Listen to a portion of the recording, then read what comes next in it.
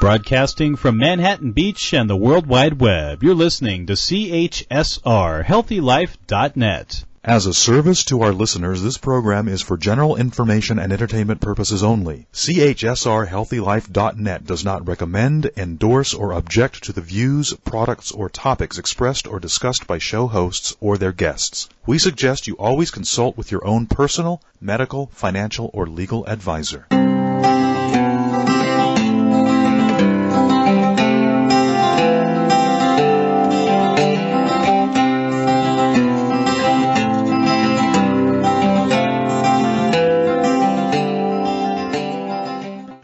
You're listening to Guiding Stars Evolutionary Astrology Radio.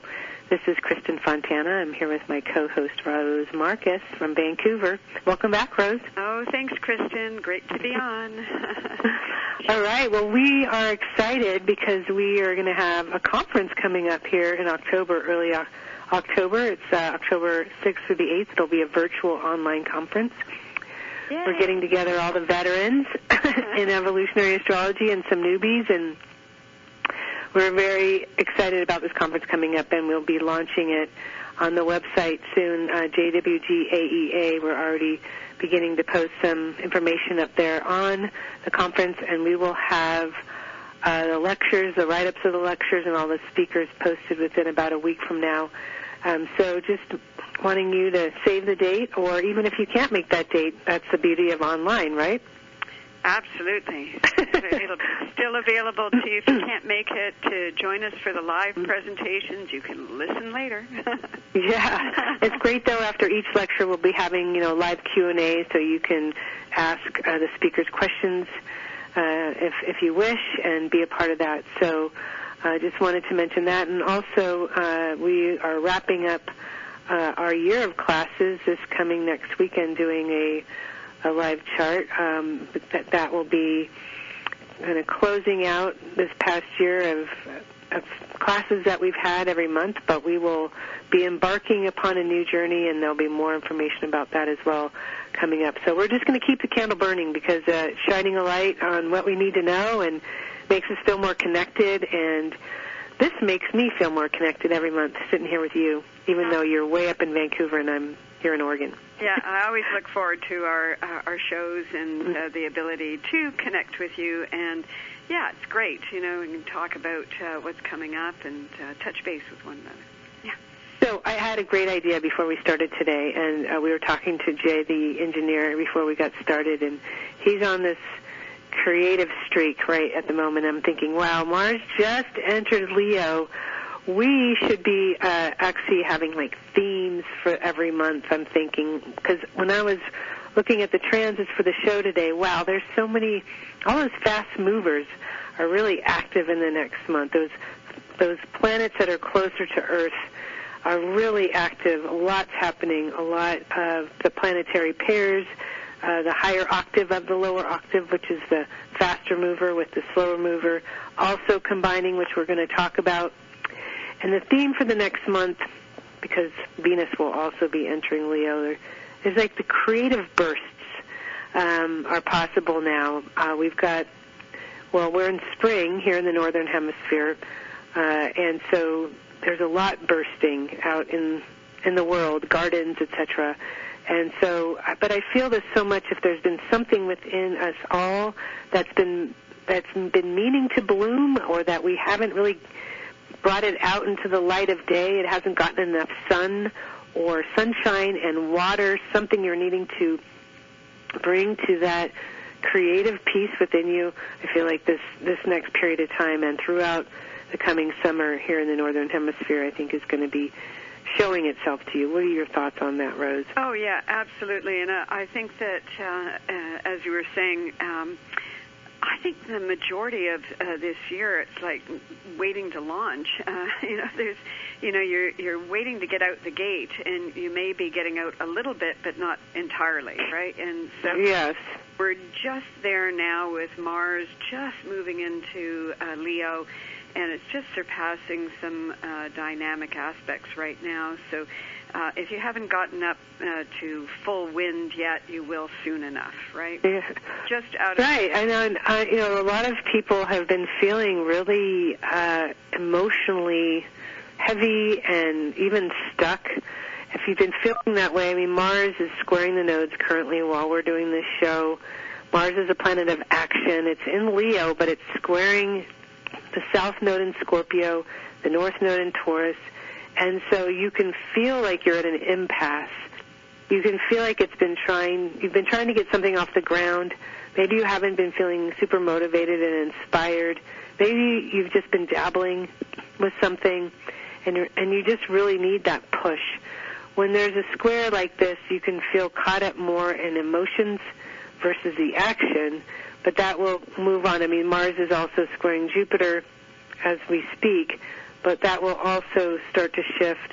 I wanted to mention, too, though, next week, so I don't know when you're listening to this, listeners, but if it's like around the 31st or the 30th or the 31st of May, Mars will also be moving into an inconjunct to Saturn in Pisces. So that also feels a little bit like you're waiting for something. We've got Memorial Day weekend in the U.S., and then we've got this inconjunct. How do you see that, Rose? Well, the inconjuncts I see as transitional. When they take place, it's like you're now starting to move forward. You're still maybe occupied with where you've just come from, what you've been dealing with, but you're now starting to pick up a momentum that's saying, I've got to move in this new direction. It's a betwixt and between energy. I'm not quite there where I want to be yet, but I am definitely departing from where I was. Right. Well, this is what we call a gibbous phase inconjunct, and we can all make excuses why we're not doing something under a gibbous inconjunct. I don't have the time. I don't feel ready. What if it doesn't work? All of those things can be coming up in your brain.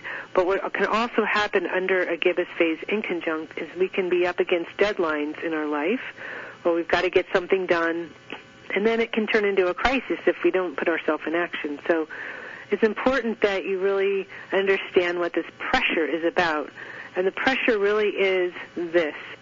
We've all come into this world with a sense of more, of growth. We want that growth. We want that movement. We want to express ourselves. And with Mars and Leo, many of us can feel like we have a special sense of destiny, or something that there's still something more to do, right? There's still something more to say. There's still more people to reach. There's still more people I can help or heal, or there's still so much creativity in me that I want to express, whether you're a musician or an artist. And so it can really create that fire or light that fire. But at the inconjunct, again, you may hear yourself, those little voices that we need to turn off or change, and telling yourself why something can't be done or shouldn't be done. So turning I can't to I can, replacing I can't to I can next week. Well, the Mars position is really winning over all of that angst, all of that inconsistent application. Talking yourself out of it before you put your keys in the hand. Yeah. Like all of that. Mars is picking up a momentum here that is pushing past. And at the same time that it's got this, Mars is in conjunct Saturn, on June 1st, Jupiter is conjunct the North Node, right? So Jupiter, and it's already in aspect, but it's... Yeah, for sure. But it's going new phase at this point. So, again, I think that there's an awareness, Jupiter's focused in on something. It's in the sign of Taurus. It's doing that evaluation process. What am I getting out of this? Where do I want to get to? What's the value in moving forward in this direction? All of that is, what you're tuning into. And as it moves to new phase, when a planet crosses a North Node by transit and so on, what I always say is that it sets up stage, in the circumstances. It kind of lays out all the furniture in the room, and then it's up to you to go make use out of it, right? So this is increasing the momentum, increasing the evaluation that says, yeah, this is going to be worth it if I will just take another step. Absolutely, and I think that's the beauty of the gibbous phase too. When you realize the gibbous phase of the Mars-Saturn, because the will win underneath, within this. And if you just put yourself in motion with the North Node in Taurus conjunct Jupiter, the values and the efforts that you make, just continuing to make the consistent effort, then you will experience almost an immediate sense of progress. It very much is. That's great that wonderful that you brought that up, Rose, with Jupiter right now already is on the North Node. If you're listening to this podcast right now, it's already conjunct the North Node. There is an opportunity that's already brewing. Jupiter wants to expand your horizons, invite you into new spaces, wants to teach you something, wants to bless you with something. But sometimes we don't know what that is. We have a sense that something's coming, not until Jupiter becomes new on the 1st of June. Does the door open typically, or do we really become aware of what's in front of us, right? And then, as you mentioned, then the rest is up to us, right, to take those steps to move in that direction.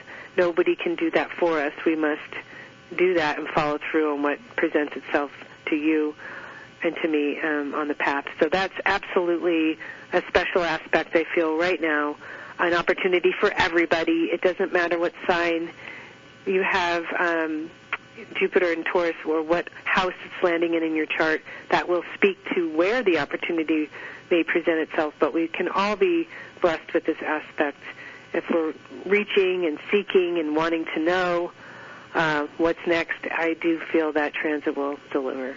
And, you said something a moment ago about the Mars position. Mars in Leo.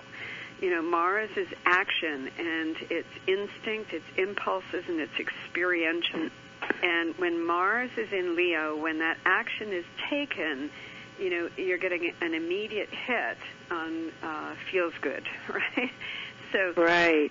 And that's something to note, because the in conjunct that you were just talking about, that's an analytical, that's the whole dilemma that goes on in the mind, like, oh, if I do this and that, and, like all the things that you talk yourself out of the action, but on the experiential track, whatever you do, instant gratification on that can be when you take the right action, right? When action that is aligned with the instincts that the soul is programming right now for your benefit. Yeah, I mean, think about it. Like, what do we do when somebody gives us validating feedback? Like our engineer Jay just started drawing. Yeah, he just started drawing, and what if someone says, "Wow, that's a beautiful character you just drew." It's going to encourage you to want to draw another character, or it's going to encourage you to write another song. When somebody tells you, "Hey, that's amazing," or "Hey, that is beautiful," it just encourages us to continue down that path. And so that's what we can receive under this transit. And ultimately, Mars in Leo says, my heart's got to be in it. Like, I don't want to write a song about something I know nothing about, or I don't want to write a book about something I care less about. Your heart has to be in it, whatever it is. So, when our heart's in it, then it's sustainable. When our heart's in it, then we leap out of bed and we can't wait to go do whatever it is, or to create space in our day for something that we have invested our heart into. So that is also on offer at this point in time. And just to let listeners know that Mars is going to be transiting through the sign of Leo through the middle of July. So you've got a good window there, and we have Venus also moving into the sign of Leo on the 5th of June. And that's a really, really important transit. But before we get there, just starting at the beginning here of June, we have a full moon on the 3rd, right? Yes. Yes. So the full moon is in the sign of Sagittarius, 13 degrees Sagittarius, and the sun, of course, is transiting through the sign of Gemini, right? We still have Venus at that time, just finishing up in the sign of Cancer. It's forming a lovely trine at that point to Neptune, which is quite nice. And what would you? Oh, yeah, there's a full moon in Sagittarius, right? So that is illuminating again the pathway forward, illuminating a truth that you need to see. Dialing it up. What do you say about this full moon, Kristin? Well, I like to the day before on June 2nd, Venus will move, as you said, to the late degree of Cancer, and it will form a beautiful trine to Neptune. So this is a pairing, one of the pairings I was speaking about earlier. I just want to point out June 2nd and June 5th. Take a note here, peeps. And so Venus in Cancer at the late degree, trining Neptune. Venus is the lower octave of Neptune. So Venus has to do with all the things that hold earthly meaning to you, anything from a loving embrace to the resources that you need to expand your home or feed your belly. I mean, Venus is anything that will feed us on this earthly plane. Music is Venus. Art is in the expression of something artistic would be also Venus. Something creative is Leo, but it's also very much Venus. And so anything that feels good on Earth, I always say, is Venus. To put it in Cancer really takes a feeling and turns it into something emotional. Feelings are a lighter way of talking about the emotional body. I mean, emotions, I think, there's just this deep well that we can experience when we talk about emotion.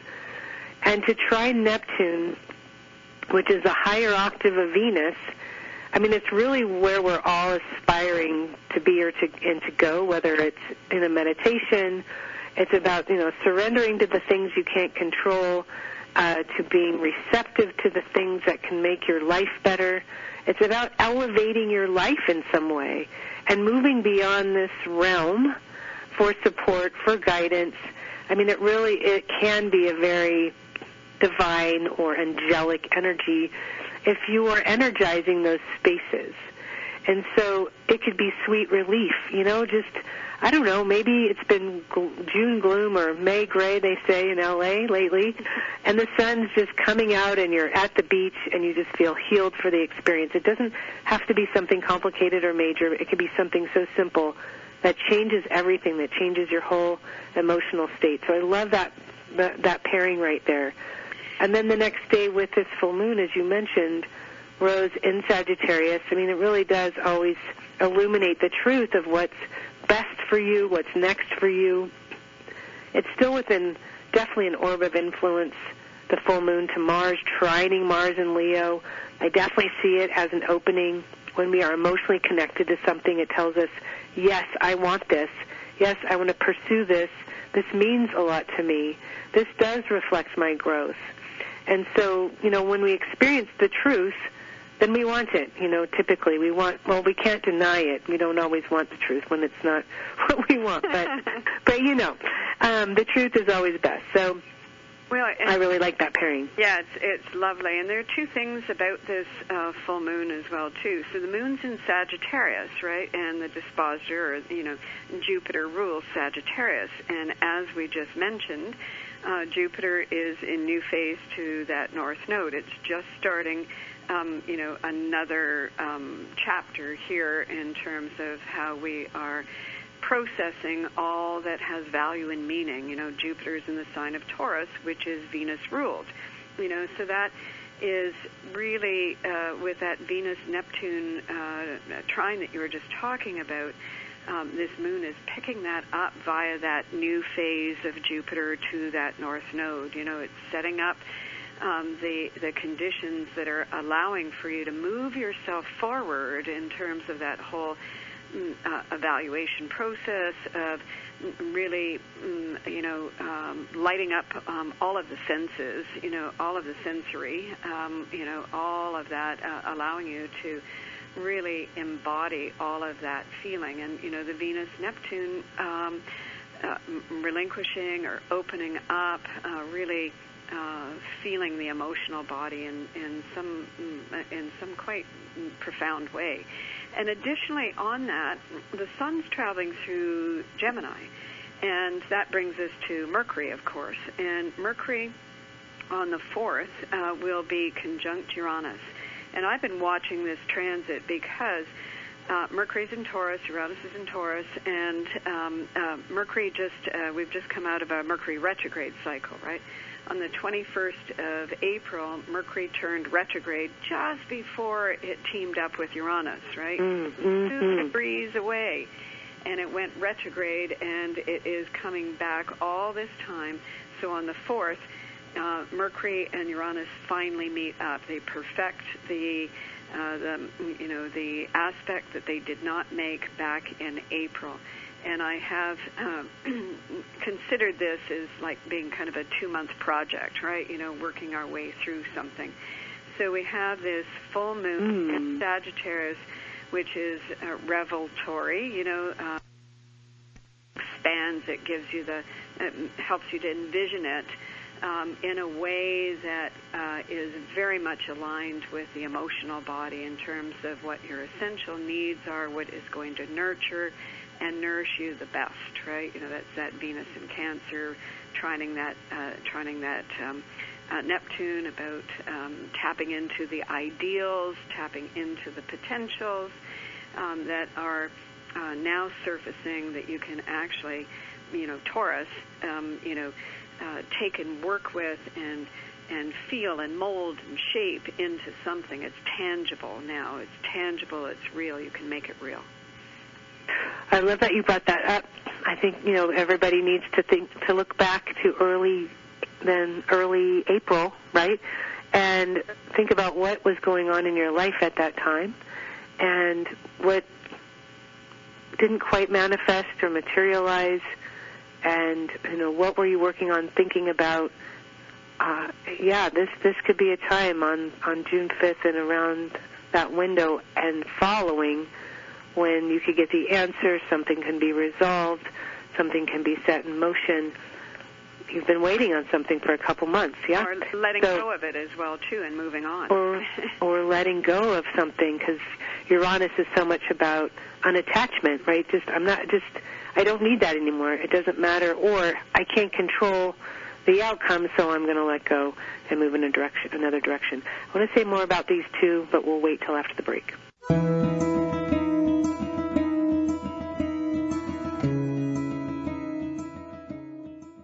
Find out about Kristin Fontana and get your free weekly astrological forecast on her website, KristinFontana.com. Read articles written by the founder of evolutionary astrology, Jeffrey Wolf Green.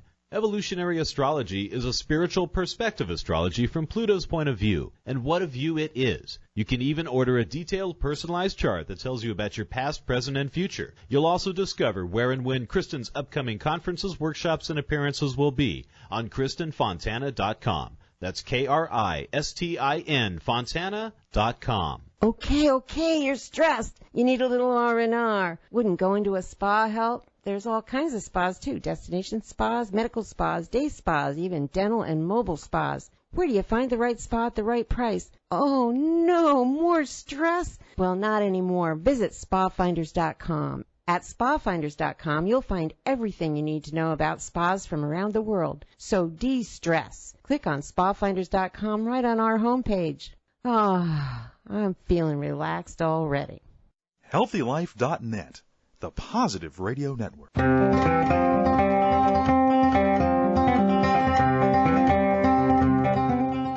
right, I wanted to share something about we'll come back to the Mercury-Uranus pairing, because they are also considered siblings, like Venus and Neptune, Mercury being the lower octave. The details of our life, the itty-bitty, nitty-gritty details.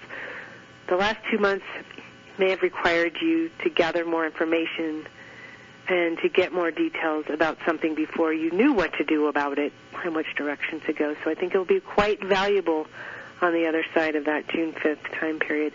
But I wanted to share something sweet.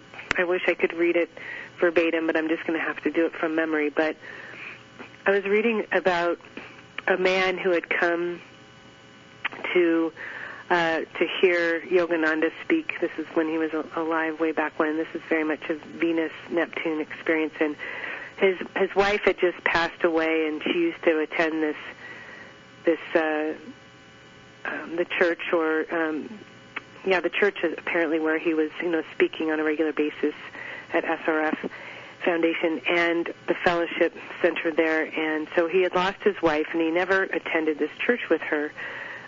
And right before she passed, she was kind of in this sort of catatonic state, but right before she passed, she woke up, and she was just full of light. She was full of this love, and her husband the whole room was filled with this energy. He was blown away by it, and she looked at her husband and said, "I need to go now. Master is calling." And at that moment, she left her body, and he was just moved so deeply by the energy in the room, the love in the room. So he had gone to this church of sorts to meet the soul that his wife was, receiving teachings and offerings from. And, he said, I wanted to know who it was that was responsible for, or where my wife was going every week, and what was responsible for the love that I felt, in that moment. And not that this one soul was responsible for it, but that he realized that she had this kind of experience because of how she was directing her thoughts, her energy, and where she was going. And so it was an incredible story written about somebody from long ago. Obviously, Yogananda is not alive anymore, but so sweet. And also, of course, that kind of presence can show up in all of us at any point in time. It just depends on where are you focusing your energy and your time. And that love that we can access, every one of us is hardwired for the experience. So that is a Venus-Neptune kind of shift, where you go from being fixed or focused on things here on Earth to it being taken to another level. And in this story's case, a partner was able to experience the benefits of what that, and the value of what that kind of focus can bring. So I wanted to just offer that story. Oh, that's lovely. That's gave me shivers. Yeah, I know it is. It's just I hear this so much, Rose. I will say I talk to a lot of people that are people that are talking to me about their partner, for example, not having the same interests, or maybe not being into spiritual things or into alternative things. Obviously, if you're listening to this, you're most likely into alternative things at the very least. And it's hard when your partner is not on the same page or just not quite there yet. And this is such a beautiful case where while he wasn't there while she was alive, he was gifted that experience in her departure. It was like almost a gift that she was giving him to show him what it can feel like, even in the human form, while you're here. So, we're not always moving at the same rate and pace as our partners, but this is a living, breathing example of how beautiful that gift can be, even when you're not. And, I just wanted to say something before the break. You were talking about not being able to control, and, of course, that's the nature of Uranus as well, too. But, when you do relinquish control, you get to be totally present with whatever you're doing. Everything sorts out. You find the right watermark along the way, right? That's the Venus-Neptune that we're talking about as well, too, right? If you take the attention off controlling, the need to control, and you make full use, which is Taurus, out of the moment that you have, the rest will sort itself out as to the best that it can for all parties concerned. I love that watermark example you gave. That's so beautiful. And this what came to me is a director in front of a symphony. The director might be holding a baton with one hand, but the other hand is open. So he's not really controlling so much the music that's coming out of these instruments or the choir behind the orchestra. It's this open channel of energy, and it's directing the energy, it's directing the flow. And when we are in a meditation or we are listening to music, we open to something higher, to something larger. And we aren't trying to control it when we're listening to music or we're being receptive in a meditation. So that is the teaching there. That is the message for that. And the watermark, wow, that's really an amazing analogy there. I'm going to ponder that for a bit, I have to say. Yeah. All right, so you're saying that we each have our own watermark, and it's about finding our own, or yes. How do you say that? Yes, absolutely. Immerse yourself right where you are. Immerse yourself in the experience, and if you can immerse yourself in this moment and utilize it fully, the next moment will reveal itself. So this is where, not struggling against the current, but allowing yourself to align with the current always takes you to the right shoreline. Exactly. It is like catching a wave, right? Yeah, absolutely. Okay. And as we move forward, then, with the transits on the 4th, as we were talking about that Mercury-Uranus conjunction, and on the 5th, Venus will move into Leo, and it immediately opposes Pluto. So over these first few days, it's forming an opposition to planet Pluto. So the Mercury-Uranus conjunction can bring an aha moment. It can spark something, spontaneous, synchronistic, whatever it might be. It can just get something, a fresh energy charge. And from there, Venus and Pluto in opposition, Venus, of course, moves into, let me just make sure I'm correct with that. Yeah, Venus moves into Leo first, and then a few hours later perfects the opposition with Pluto. That is all about everything kind of downloading that says, this is the direction, or this is best for me, or this is what I want. That clarity comes in there quite quickly. Venus and Pluto then creates that shift that gets you over to the other side and on the go, right? So just look to those. It's kind of a jam-packed, the 1st to the 5th, in terms of all of the planetary alignments setting up to accelerate, moving you past the block and onto another page, right? So that's that whole thing.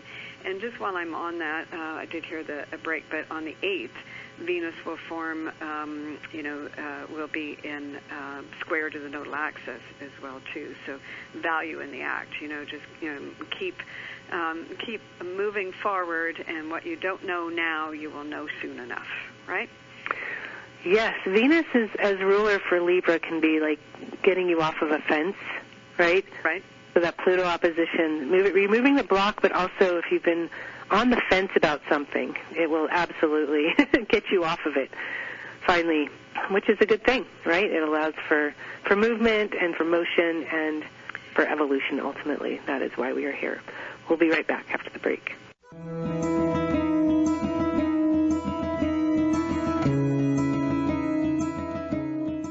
Find out about Kristin Fontana and get your free weekly astrological forecast on her website, KristinFontana.com. Read articles written by the founder of evolutionary astrology, Jeffrey Wolf Green. Evolutionary astrology is a spiritual perspective astrology from Pluto's point of view, and what a view it is. You can even order a detailed, personalized chart that tells you about your past, present, and future. You'll also discover where and when Kristin's upcoming conferences, workshops, and appearances will be on KristinFontana.com. That's KRISTIN Fontana.com. Have you ever wondered why you are here on this planet and what the point to all of this is? Evolutionary astrology is a natural science that allows for an understanding of the evolutionary journey of the soul from life to life. Evolutionary astrology provides a vehicle to understand prior life dynamics that have led to the reason and purpose for the life you live. It offers a depth of information and insights about each person that no other type of astrology can provide.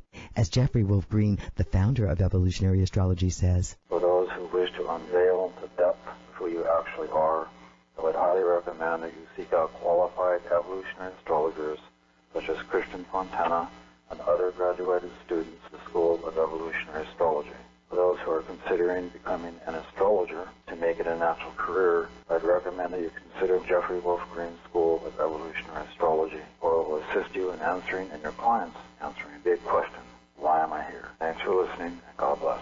Okay, you're stressed. You need a little R&R. Wouldn't going to a spa help? There's all kinds of spas, too. Destination spas, medical spas, day spas, even dental and mobile spas. Where do you find the right spa at the right price? Oh, no, more stress? Well, not anymore. Visit spafinders.com. At spafinders.com, you'll find everything you need to know about spas from around the world. So de-stress. Click on spafinders.com right on our homepage. Ah, I'm feeling relaxed already. Whether you're taking a short trip or traveling across the world, Magellans.com is the world's most trusted source for travel, and they guarantee 100% satisfaction. They have everything you need to make travel just a bit more pleasurable. Who doesn't like that? They have travel alarms, clothing, the best luggage, wallets, everything you need except the ticket. Visit the advertiser page on healthylife.net and click on Magellans now. You will not only see their travel products, but get a free catalog and read articles with tips on how to make your travel easier. Visit the advertiser page and click on Magellans now. HealthyLife.net, where positive overcomes negative. All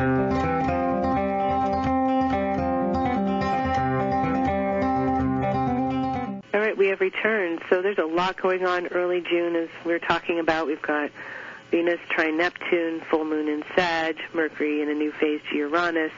We've got Venus opposing Pluto, Venus squaring the nodes. It's a lot. So in a nutshell, first 10 days of June, it can feel like a time of transition, definitely a time of breakthroughs, of elevation.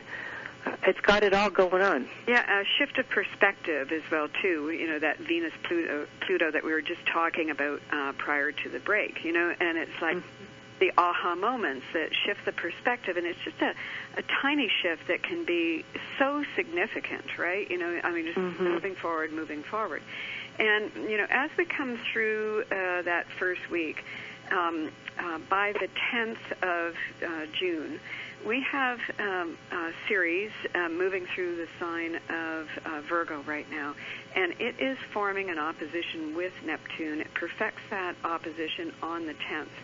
So Ceres in Virgo, you know, Virgo is the archetype of needing to heal something, right? You know, it is, again, suggesting here not quite where you want to be, or haven't quite sorted it out, or haven't quite found your missing key, or, you know, it's the nebulousness with the opposition to Neptune. Neptune is about potentials, right? You know, so that Ceres opposition here isn't quite sure which potentials are real, which aren't. You know, it's all that kind of influence here. I'm still waiting for my answers. I'm still waiting for that clarity. I'm still waiting for, you know, this whole process of healing to move to the next level. You know, I'm still trying to figure it out. And along with the transits that we just described, I think the whole month, you know, by the time that Ceres-Neptune opposition takes place past the 10th, more clarity, more answers, more fill-in, more of the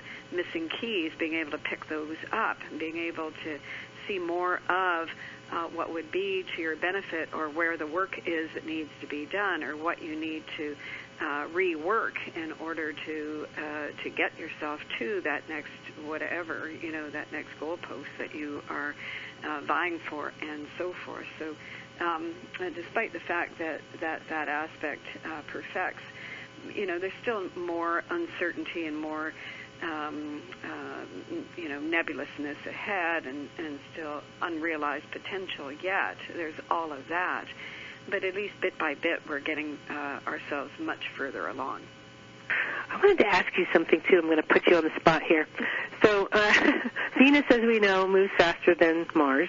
Yes. And according to planet Earth, in relation to, But yet it never moves in front of Mars while they're both in Leo, because Venus will shift retrograde at the late degrees, at 28 degrees of Leo on, I think it's July 23rd.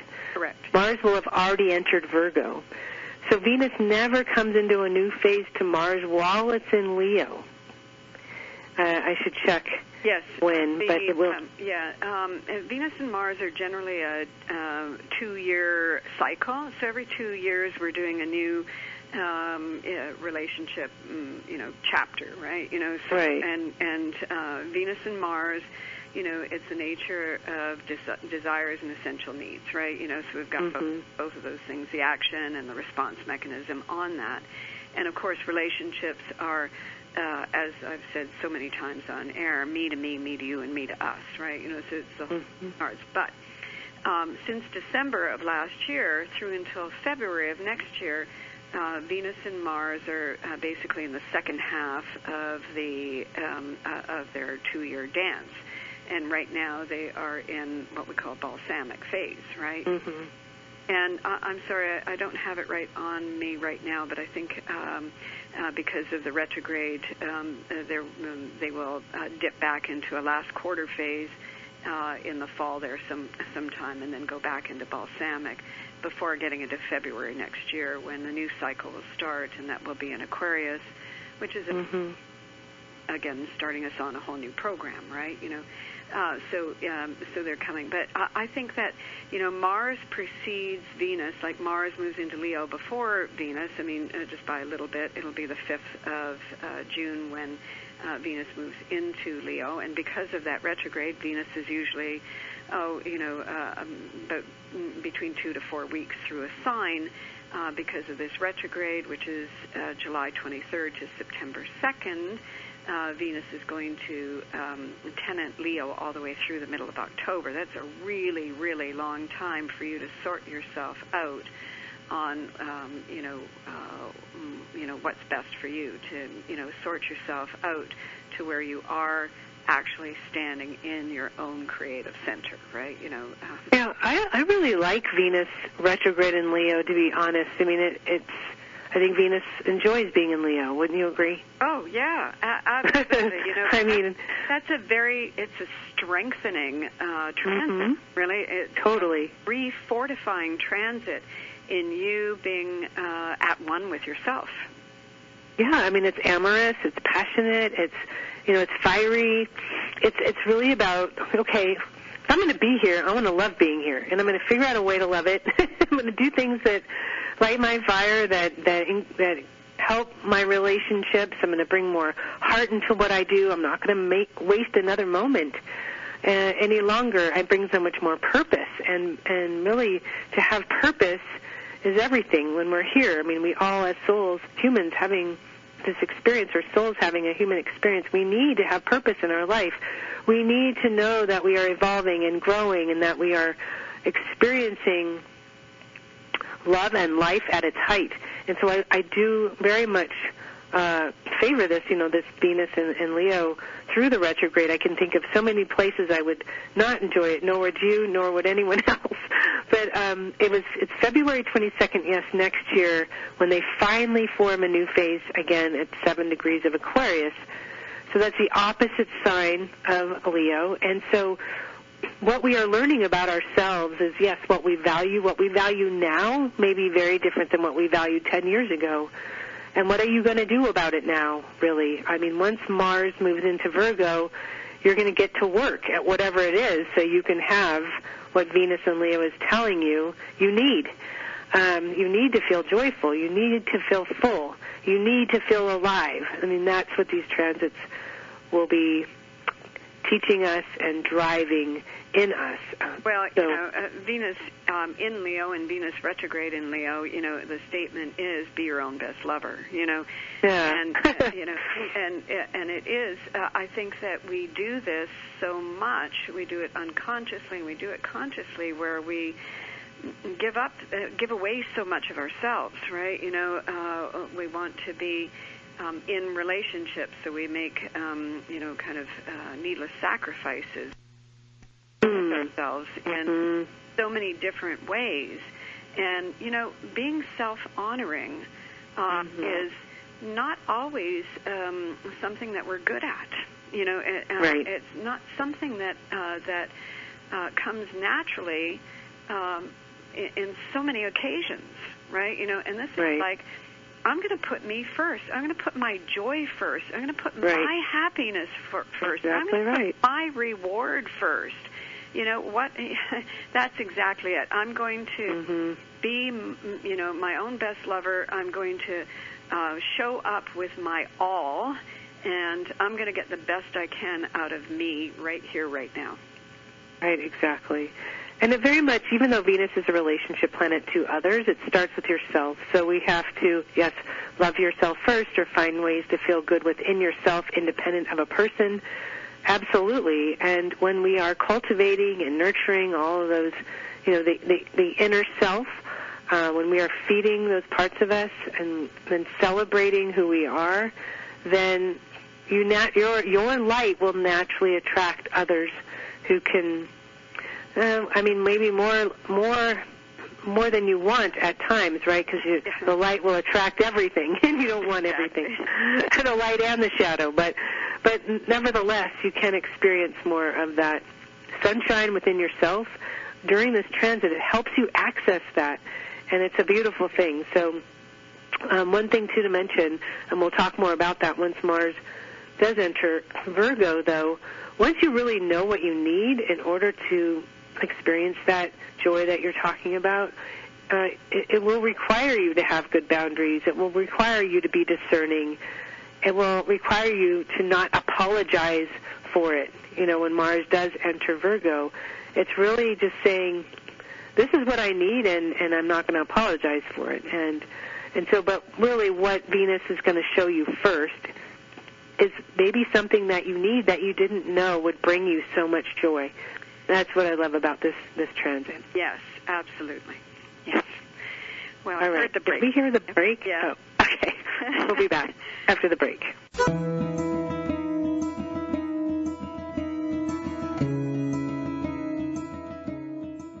Find out about Kristin Fontana and get your free weekly astrological forecast on her website, KristinFontana.com. Read articles written by the founder of evolutionary astrology, Jeffrey Wolf Green. Evolutionary astrology is a spiritual perspective astrology from Pluto's point of view, and what a view it is. You can even order a detailed personalized chart that tells you about your past, present, and future. You'll also discover where and when Kristin's upcoming conferences, workshops, and appearances will be on KristinFontana.com. That's Kristin Fontana.com.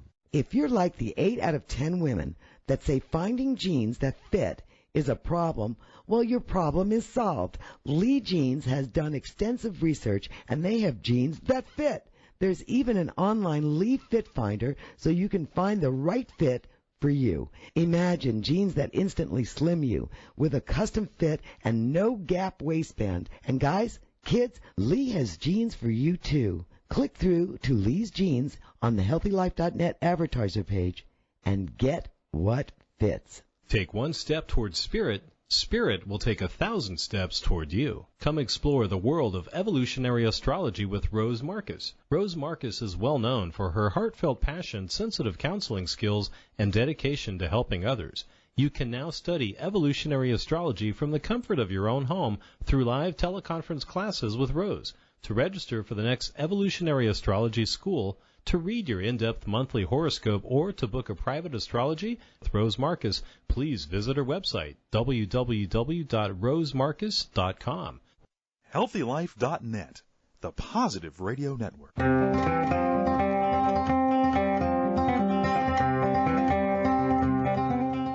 All right, we are back.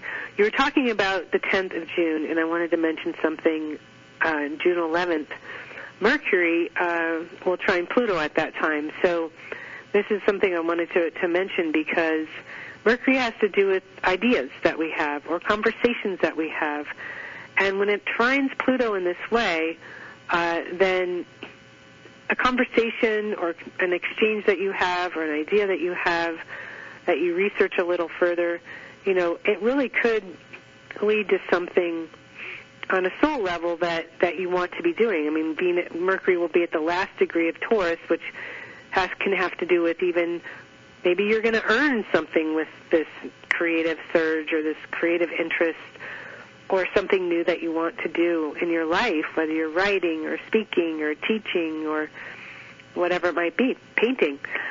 So I really love that aspect. It's also a great day on Sunday, June 11th, to talk to people about the things that you haven't been able to, potentially. Well, on the 11th, Pluto also, which is retrograde, turned retrograde on May 1st, and is in the sign of Aquarius. On June 11, Pluto returns to Capricorn.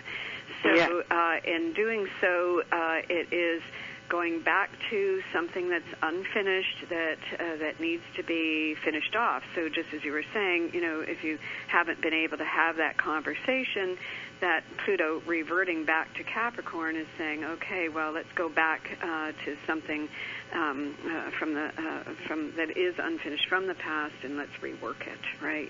So let's focus in on those things. Also on that day, Mercury moves into Gemini, right? So it moves from Taurus into Gemini. And there's a lot going on the 11th. Venus and Jupiter are also in square on that day. A lot of planetary influences that are really moving us forward, really. Yeah, so, that can make you a little uncomfortable at first, anticipating a talk you need to have, a conversation you have, something can't wait one more minute.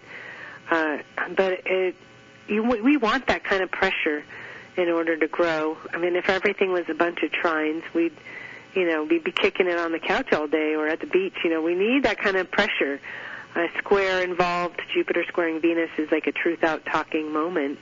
And so I think, and also on the other side, if it does involve, hey, I really need to create a shift in my life, I want to do something that I love, not something that I just dread getting up doing every day, that can also push you into new waters as well. So it depends on what's going on in your life. Yeah, the frictions are good, right? The frictions are good because they are they're pushing you where you need. And, all those times where it's like really anxiety producing is I've got to pick up the telephone and broach this subject.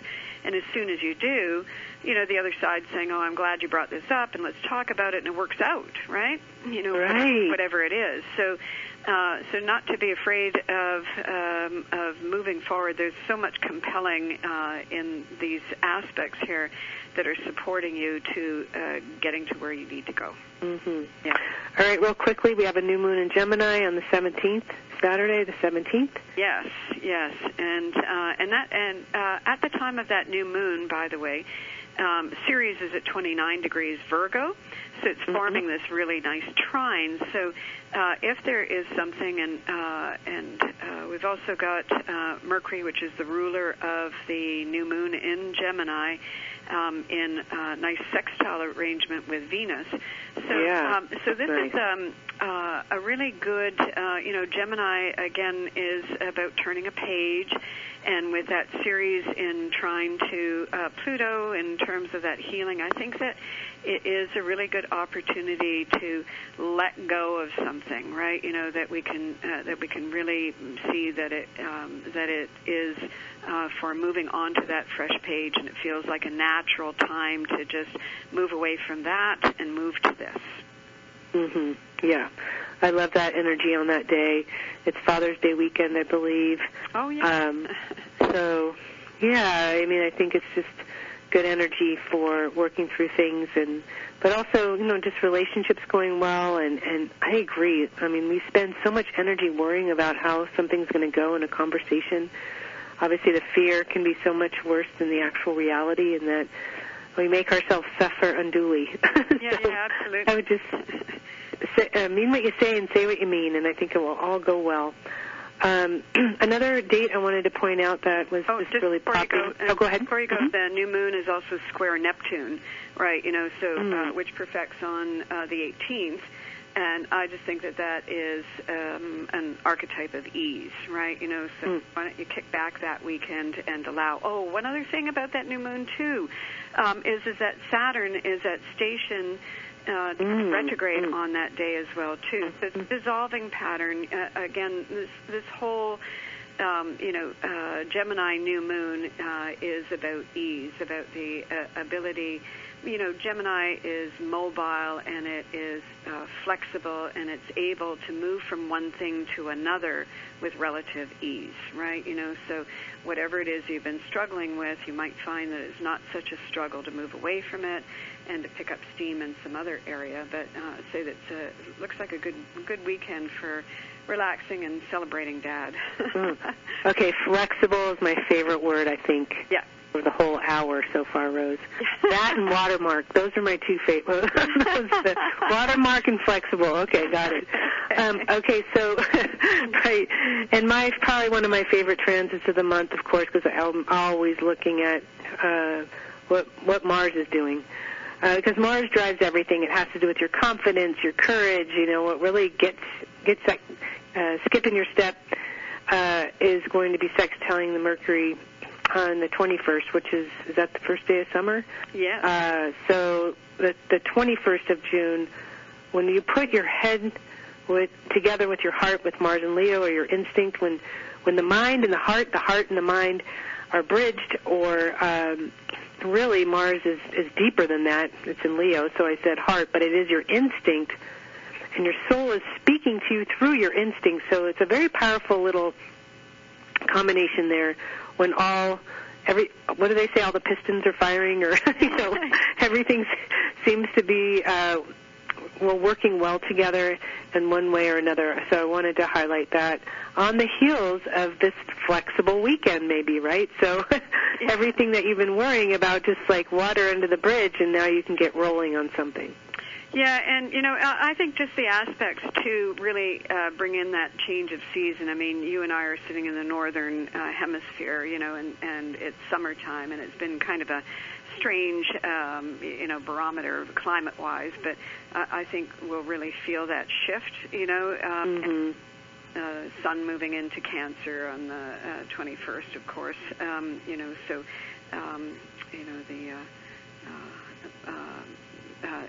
it's a time now to shift gears, right? Right. Yeah, and coming up to the last week of the month, on the 25th, Mercury squares Neptune. The 26th, Mars squares Uranus, and Mercury's on a really quick trip, just from the 11th to the 26th through Gemini, so just a little over 2 weeks, and it's into Cancer already. And then just the last couple of days, on the 28th, Sun trine Saturn. On the 29th, Mercury trine Saturn.